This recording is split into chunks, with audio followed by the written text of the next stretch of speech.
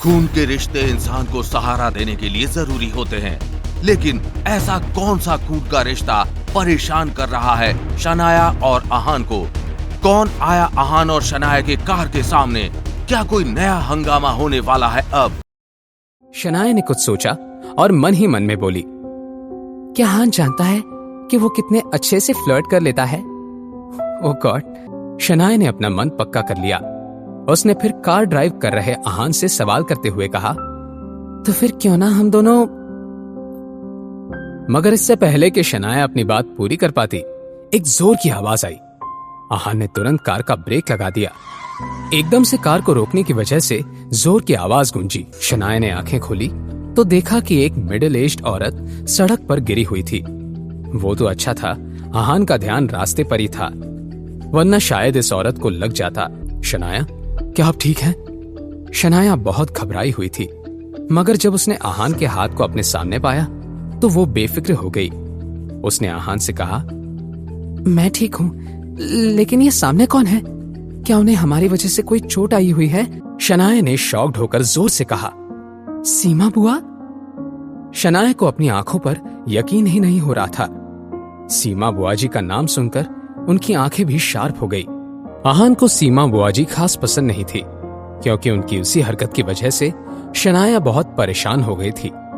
वो सिर्फ पैसे और ज्वेलरी ही नहीं, शनाया के इंपॉर्टेंट डॉक्यूमेंट्स जैसे कि पासपोर्ट और एटीएम कार्ड भी ले गई थी।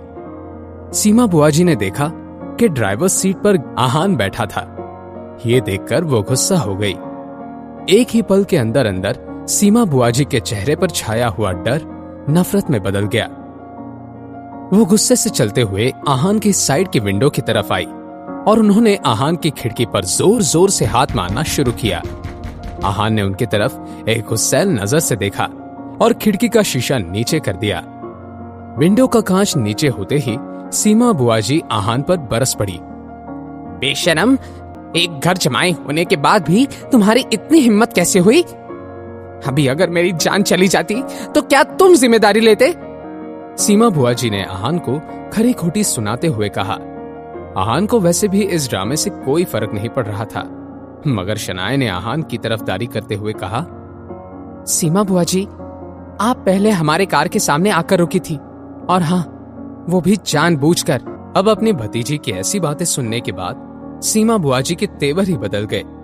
वो गुस्से से शनाया को घूरने लगी और सीमा बुआ जी ने शनाया से कहा, ना समझ लड़की, तुम ये कैसी बातें कर रही हो? क्या मतलब है कि मैं जानबूझकर बीच में आई थी? मैं तो रास्ते से साइड से आराम से चल रही थी। ये बात तो साफ है कि तुम्हारे इस पति ने मेरी जान लेने की कोशिश की है। सीमा बुआ जी ने अपनी ये बात बहुत ही कॉन्फिडेंस के साथ कही थी।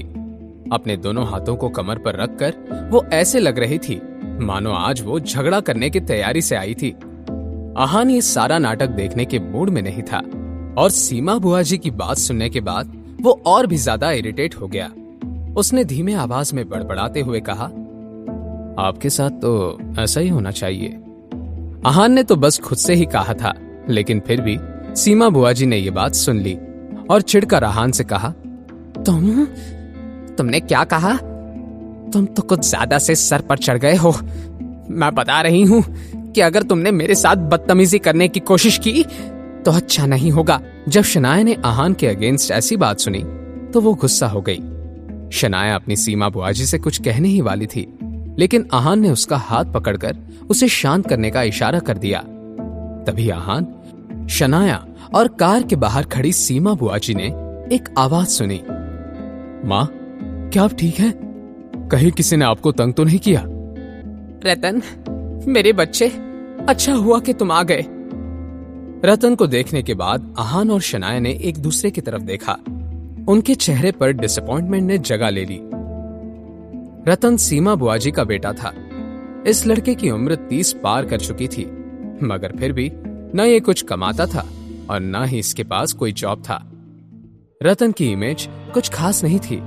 वो दिन भर अपने कुछ निठल्ले दोस्तों के साथ किसी न किसी को फंसाकर उनसे जबरदस्ती पैसे ले लेता और वापस करने का नाम भी नहीं लेता था। इस वक्त रतन के हाथ में एक लोहे का रॉड था। अपने दूसरे हाथ पर उस रॉड को मारते हुए रतन ने आहान को घूर कर देखा। और अपनी माँ से सवाल करते हुए कहा, क्या ये शेखर मामा जी और यामिनी मामी का घर जमाई है? हाँ रतन, पता है तुम्हारे आने से पहले इस आहान के बच्चे ने तो कह रहा था कि मैंने ये सब जानबूझकर किया था। वो तो अच्छा हुआ कि तुम आ गए, वरना मुझे डर है कि ये लड़का तो आज मेरी जान ही ले लेता। तुम्हारे किस हाथ ने मेरे माँ को चोट पहुंचाने की कोशिश की है? आहान को रतन के इस खतरनाक अंदाज से कोई फर्क नहीं पड़ता था, लेकिन शनाया ने रतन को जवाब देते हुए कहा, रतन, आहान ने सीमा बुआ जी को कोई चोट नहीं पहुंचाई है और इसमें हमारी नहीं, सीमा बुआ जी की गलती है। इस पॉइंट पर शनाया को भी थोड़ा गुस्सा आ गया था, लेकिन रतन को शनाया के गुस्से से क्या डर लग सकता था। उसने शनाया का मुंह बंद करते हुए कहा, तुम अपना मुंह बंद करो, तुमने किसे धोखेबाज कहा? आहान के सवाल के जवाब में सीमा बुआ जी ने कहा, क्या मेरे बेटे रतन ने कुछ गलत कहा है? यह लड़की धोखेबाज नहीं है तो और क्या है? उसने अपनी बुआ जी और भाई का साथ देने की बजाय तुम्हारे जैसे कचरे के डब्बे का साथ देना सही समझा। हम दोनों उसके खून के रिश्तेदार, हमारे सामने तुम जैसे दो कौड़ी के इंसान को चुना शनाया ने। वो पति है मेरा, अपना मुंह संभाल कर बात कीजिए। और आप मेरे रिश्तेदार कब से हो गए? खून के रिश्ते से अगर दुनिया चलने लगती तो आप जैसे लोगों को अपने ही परिवार में चोरी करने की जरूरत ना पड़ती। क्या शनाया के इस ताने से ये बहस बिगड़ने वाली थी? सीमा बुआ जी अब आगे क्या करने वाली हैं? आहान इस सब से शनाया को कैसे बाहर निकालेगा? क्या होगा रतन और आहान के बीच झगड़ा? जानने के लिए देखिए अगला एपिसोड सिर्फ पॉकेट एफएम के YouTube चैनल पर। और सीक्रेट अमीरजादा के सारे एपिसोड्स को सुनने के लिए डिस्क्रिप्शन में दी हुई लिंक से डाउनलोड कीजिए पॉकेट एफएम ऐप।